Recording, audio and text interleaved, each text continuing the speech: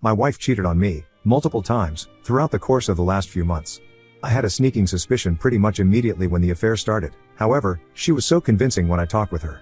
I was never vindictive or overly confrontational when I brought it up, but man, when I did, she'd flip the script on me like I'm some kind of bad guy for trying to discuss our relationship and questioning her integrity. Anyways, I found out. She was constantly on her phone, and one night, not proud of this, I did what I had to do and read her text messages. I confronted her the next morning about the affair, and she lied. I confronted her again, this time telling her I have seen her text messages, and she lied again. Finally, I had to literally recite some of the messages I read, and she just fell silent. Her response to all of this was not to apologize, but instead she told me if didn't push her to that point, she never would have done it. I know I'm an anonymous stranger on the internet, but guys, when I tell you I have never in my life done anything to my wife that would make her cheat, I'm not kidding. I've never been physical with her, never yelled at her, never really done anything that would make me question my own integrity. Truly. I'm not perfect, but I honestly have been a good husband to her.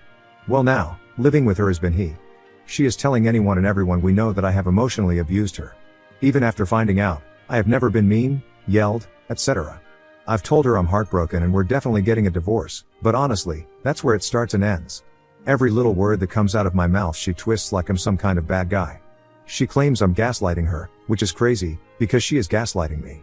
She's always mean and confrontational when I see her, and honestly, I don't really say anything because I just know it'll be taken the wrong way or twisted in a way I didn't intend and she'll start an argument. What do I do? Why is she being so horrible? Shouldn't I be the one mad at her? Honestly, I just want to coast out this divorce process and move on, but she is so overly combative it's making a cordial divorce very, very difficult. At first, her gaslighting was getting to me. I was questioning myself hard, but I've had some time to step back and think rationally, and what she is claiming simply is not true. Someone help a brother out, because I'm struggling. Edit 1, holy crap, the amount of advice/support I've gotten from you all is mind-blowing. To anyone that contributed, I truly mean this. Thank you. Edit 2, it's been a day since I posted. I implemented the Grey Rock method immediately following this post, and it is working. It's driving her crazy, and in return, keeping me grounded. This post has saved my sanity, thank you all so much. Edit 3, I am happy to report I implemented the Grey Rock method yesterday, and it was absolutely mind-blowing the reaction I got. She was saying incredibly mean/vindictive things, trying to draw a reaction, and I showed zero emotion. Simply walked away. 10 minutes later she found me and was being incredibly nice. Complete 180-degree flip. Again, Grey rocked. Case in point, it absolutely is driving her bonkers, and I can see it. I am seeing firsthand every interaction she has with me is catered towards drawing a reaction, and her approach in doing so is calculated. Jesus, I am so happy I came to the sub. This post has saved my sanity. I have no words, the people here are amazing. Update 1, been 3 weeks since my original post, so I figured I'd post an update. Long story short, my wife had an affair, and was really making me feel horrible about myself. Turning her friends against me like I'm a monster, and genuinely just being a really, uncharacteristically, awful human being. If you're going through the divorce process, or your spouse cheated on you and is making you feel bad about it, I feel like I have some solid stuff to share. My soon-to-be ex-wife and I are well on our way through the divorce process now. I didn't kick the can too much on the divorce, didn't second-guess myself, kept the course, and because of that I'm almost free. My soon-to-be ex has done and said some extremely crazy, illogical, and hurtful things along the way. At this point, every word she says further seals this divorce and solidifies my decision. I've been told I made her cheat, I've been told I abused her, definitely not, I've been gaslighted on multiple occasions during our settlement that the morally right thing to do is XYZ, and the list goes on. Sometimes I wonder if she's even living on planet Earth with how she's thinking about things. This divorce has opened my eyes quite a bit, and I'm realizing I was a little bit of a sucker. I love with my whole heart, and because of that, I've allowed her to manipulate my emotions along the way, question myself, etc. I fell into an empathy trap, and what I mean by that, is I empathized with her even when the things she thought or said made no sense. I unintentionally fueled completely irrational thoughts. The script has been flipped entirely. She doesn't even know how to interact with me when she can no longer manipulate me. Thank you to all of your wonderful people who recommended Grey Rock, and because of that, the only thing she can do is get mad, explode, etc. Essentially go into an unprovoked rage. If I snapped one day, and called her every name in the book, it would be the equivalent of resuscitating her. It would give her relief, not make her feel worse, which is twisted in every way, but I know it's the truth. Anyways, I haven't given her an inch. Not a single inch. I'm not mean, I'm not aggressive, I'm not vindictive, I'm none of those things, and never have been. I'm confident, I'm grounded, and I'm thinking rationally/logically. Not letting my heart take the wheel, not slipping up or losing my cool, and certainly not letting her manipulate me any further. She's still in her cheater's fog, she still feels justified for her decisions, etc. I have not, and doubt I ever will, received an apology. Not from her anyhow. Her family has apologized profusely, which is appreciated, but doesn't necessarily cover up the hurt I experienced. I will admit in this moment, the hurt I see in her family far outweighs the hurt I feel for losing my wife. They're good people, it is unfortunate the apple fell far from the tree. In a few short weeks I'm a free man. Not sure when the fog will be lifted for her, but I do have sympathy for her to a capacity. There will be a day she wakes up. A day where reality/real life catches up with her. Don't know if that's a few months, a year, or half a lifetime, but it'll come. There will be a day she is sitting in her apartment/home, alone, and the burning fling she had will begin to die out. I empathize with her, because the pain she will feel in that moment will be exactly what I felt. Absolutely crushed. Physically sick to my stomach, and an emotional mess. Truly, I was a phenomenal husband.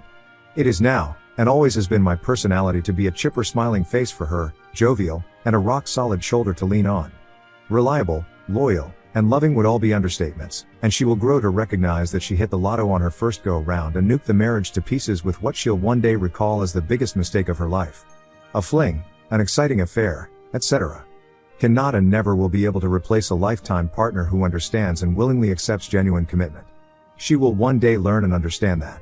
I've put in my time, I've experienced the hurt, I've reflected on myself, our marriage, and what led us to this point. I sought professional counsel to make sure I was giving myself the opportunity to decompress my thoughts and emotions. I've read literature. I've critically analyzed myself and my behavior to try and pinpoint exactly what it was that led her to do what she did. Fact is, nothing I did led her to cheat. Nothing.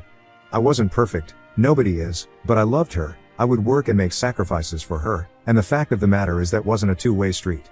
The lies, the manipulation, all of the wild things she says she truly may believe, but they're not coming from a place of rationality. She gave up on a marriage that I was putting 100% effort into, and had an affair on someone that would have gone to the moon and back for her. It destroyed my confidence, not going to lie, but in these moments of absolute emotional agony and adversity, it will make me a better man on the other side. Guys, seriously. If you're unhappy in a marriage, communicate. Do not cheat. And if you do cheat, own it. Look internally, don't further hurt those people around you and blame them. Hundreds of hours of ruminating, thinking about myself, blaming myself, etc., all could have been prevented by a simple phrase from my soon-to-be ex. Hey, I'm sorry, I effed up. I don't know if anyone here needs to hear this, but if you're currently playing the blame game, down on your dauber, feeling like you took a hit to your confidence, etc., stop. Reflecting on yourself is powerful and I think critique is good to a capacity, but you don't drive someone to an affair. You cannot accept blame for another individual's character flaw, period. If things are messed up, you've tried counseling, gone down every avenue to correct things, etc., a divorce is the appropriate next step. Not a secret affair. I'll leave you with this. My soon-to-be ex looked me directly into my eyes, and said with 100% confidence, I'm not the type of person to have an affair. That's not who I am. You led me to that point. If you've ever heard that phrase before, or hear it in the future, package it up in a pretty box, make sure it's nice and sealed, and shove it right where the sun doesn't shine. That doesn't even make sense. I'd love to rob a bank and tell the officers I'm not the type of person to rob a bank, and the government made me do it, but I'm a rational adult and that's now how it works. Thanks for reading and allowing me to share my thoughts, and thank you for all of the advice on my original post. This sub has been monumental in my sanity for the past 3 weeks. Edit, how did you respond when she said that? She made that comment while finalizing our settlement agreement. You're a strong-willed and independent adult. Under no circumstance did I lead you to do what you did, and I will not accept blame for that. If you'd like to sideline this settlement agreement now, that is fine, but I don't feel we can have a productive session if we're making comments like that. If that's not 100% verbatim, it's very close. We were able to finalize the settlement agreement. That comment diffused the situation enough. That, or demonstrated to her that I wasn't going to be manipulated, so she stopped trying. Sounds very harsh, but trust me when I say if I gave her an inch, she would have taken a mile. I could not entertain her or it would have been disastrous. When does the idea of cheater's fog just mean they are an idiot? At this point I see no benefit from this term or idea, it's just another way to make excuses, and the whole term should go away. It makes me sad when I see victims use it. No one who gets injured by people doing meds uses that to justify the damage that is done. And chemical impairment is a much more tangible and universally accepted than this fog is. I use the term cheater's fog because I got many good years out of my marriage where cheating was never present. You're correct, it can be synonymous with idiot, because I believe to a capacity you're someone who has the capability to cheat, or you're not. It's not a blurred line in one's morals. It's the definition black and white. I use fog because there may be a day where the fog lifts and she realizes, oh wow, I actually effed up my marriage. That was legitimately my fault. Or hey, there may not. but the fact of the matter is there are people who ruined their first relationship/marriage, recognized it was their character flaw, got help, and will never do it again. It's hard work, and it's truly rewiring some of your core beliefs, but it can be done. Update 2. I came here a few months ago looking for advice on how to handle my wife. She had an affair on me, then when confronted, blamed me for her affair. Her stance has been relentless in that fact, and she's made it her personal mission to communicate with anyone and everyone we know that she's leaving because the past few years we haven't been getting along. To clarify, things between us have historically been phenomenal. Literally 1 year ago, when this emotional affair that turned into a physical one began, it was like a switch was flipped and I couldn't comprehend why. As I'm sure a lot of you guys already know, that's hoopla. It was so sudden and unexpected, to use the word confused would be an understatement. I was like Mega Husband 2.0. Destroying it at work, making sure I was off and home for her no later than 6 p.m., and putting every inch of effort I could into my marriage. From making dinner, to date nights, to weekend adventures, you name it. I was doing everything in my power to cater to my marriage, and I'm not saying that haphazardly or trying to convince myself of it. She was top of mind in everything I did. Over the course of that year, she kept telling me it wasn't enough. I genuinely could not wrap my head around it. I would always ask, please help me understand, what exactly isn't enough? Is it my time? Do you need more? Do you need less? Is it our friends? Too many date nights? Not enough? I need direction here. I'm naturally a very affectionate guy. It's not like I need to be told to give someone more time and attention. So I couldn't understand what the deal was, and she could never articulate what isn't enough meant. Not once did she even give me an actionable clue. Come to find out I was running a rat race with no finish line. I wasn't enough because she was comparing me to someone else. She was trying to fabricate reasons as to why I'm a no good husband, and AP was the one. Now that I look back on it, it was torture. To truly put in 100% effort, and be told your 100% isn't enough, direct quote, is quite literally manipulation in the highest degree. All of that to say, I'm at a standstill. Up until this point, I've warded off all the anger. Now, it's setting in. I'll go through phases. There are times I'm hunky-dory. And then other times where the resentment I have for her is so deep, I just want to pick up the phone and let her hear it. So I guess my question is, how the hell do I let go of all of this anger? I feel like I just need to forgive her and move on, but the thought of forgiving her seems so far off that it's difficult to comprehend that's even possible. Update 3, 20 days until final divorce date. Guys, my soon-to-be ex-wife is so manipulative it's like looking into the eyes of the devil. I'm keeping our home, however, she still has keys and access given that she is a part owner. We agreed that on the final date of divorce she will sign the house over to me in exchange for an equity buyout. I swear, when she comes by on her own, she is very pleasant, amicable, and in no way shape or form difficult to be around. However, when she swings by with a group of friends, she is so disrespectful and mean in their presence. It's like she just meticulously pushes my buttons, blatantly disrespects me, puts on this inorganic show for them, and then leaves. For clarity, she moved out a few weeks ago, however, she has odds and ends still scattered throughout the home. She's taking her sweet time on collecting them, and I'm halfway convinced it's so she can get in a few final jabs before this divorce is over. After walking all over me during these visits, she'll send some wildly friendly text message like, "Thank you for remaining amicable with me. I quite literally am the only amicable one in this divorce process. If I were anything but a resoundingly emotionally stable person, this would have devolved into a nightmare months ago. For the first time since posting here months ago, I cracked. I did not gray rock. Albeit very calmly and maturely, I let her know that she needs to stop doing that. She can be mean, indifferent, or nice. I don't care which one she chooses, but the shift between all three at any given time, and at her own discretion, is certainly not what amicable means. I continued to tell her I wish she would stop saying she's acting one way, and then actually doing the polar opposite. She used that exact statement, and went on a campaign letting everyone know the horrible things I said to her. Makes me realize why gray rock is a thing. I wish I just kept my mouth shut, but boy did it feel good to finally say what I was thinking. Is she doing this because she's looking to convince herself I'm the bad guy? Or just to watch me implode while she still can? I know gray rock is a thing, and trust me, I've implemented it, but guys, please help me find the strength to endure this for 20 more days. I'm reaching the end of my resolve. It's like we're closing in on the finish line, and the time she has to convince herself I'm an awful human being is ticking away, so she's doing everything in her power to probe me. I don't have an enemy to my name, so seeing her turn so many people against me is the biggest thing I struggle with, and I wish more than anything I could just let that go. Edit, what does she say that's disrespectful? I don't think you're strong enough to help me lift that. If AP were here this would be a breeze. No lie. Why did you use that kind of screw? I don't have a tool to put it back together. By the way, I got my oil changed, and they said I should have rotated my tires 5,000 miles ago. Now I'm going to have to get new tires because you tried to do all of the car maintenance yourself. I can go on, but I think that's sufficient to get my point across. Just little jabs left and right to get under my skin. Not to mention the extremely passive-aggressive comments and snickering she and her friends do while I'm helping. Now on to the next story. Story 2. Discovered that my wife cheated on me with a man she met at an event, so I exposed her affair to everyone.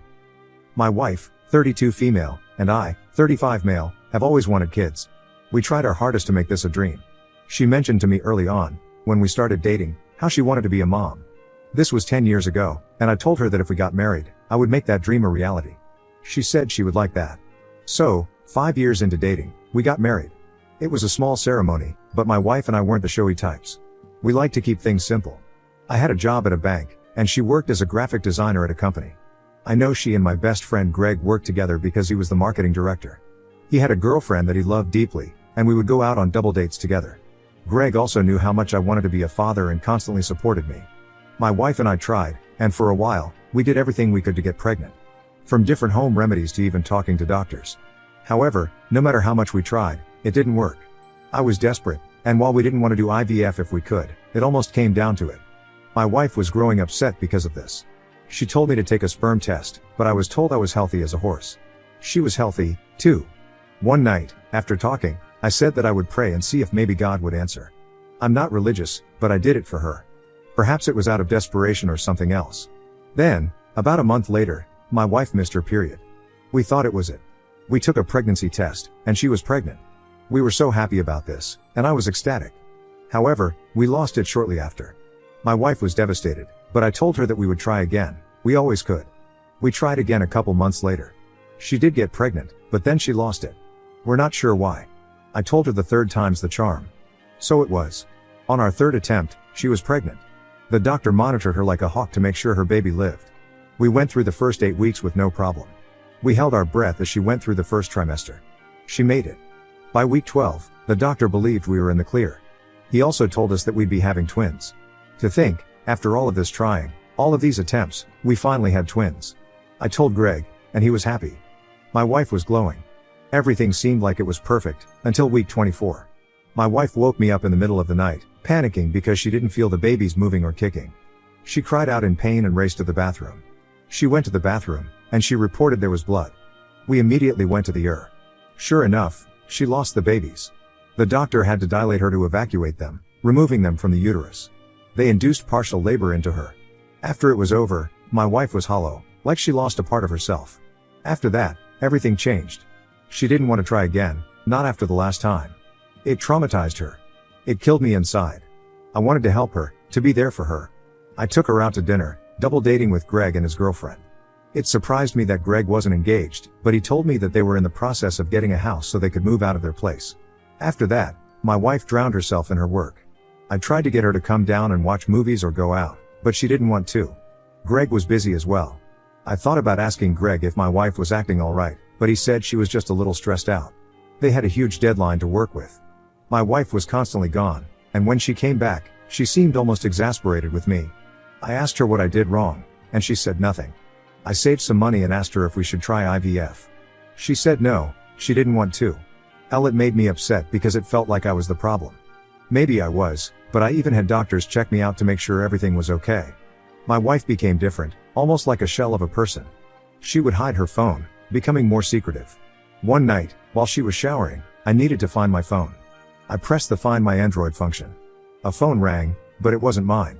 It was my wife's, which she left in a bag. Curiosity got the better of me when I opened it. I turned it off, but I saw text messages from Greg on there. They didn't show up on the lock screen, but they were there when the home screen appeared. They were flirty texts. I opened up the rest of the messages. Sure enough, they were more of the same. Pictures were sent, and my wife even said Greg could put a baby in her. Greg mentioned that his girlfriend was nice, but he could make her dreams come true of being a mom. It disgusted me. I spent all this time with that dream, only to hear my best friend doing this. I had to get back at them. One night, while she worked late, I set up my plan. I placed an order for a marketing strategy using a fake name. I came after hours, despite them saying they were closed. The door was open, and I walked inside.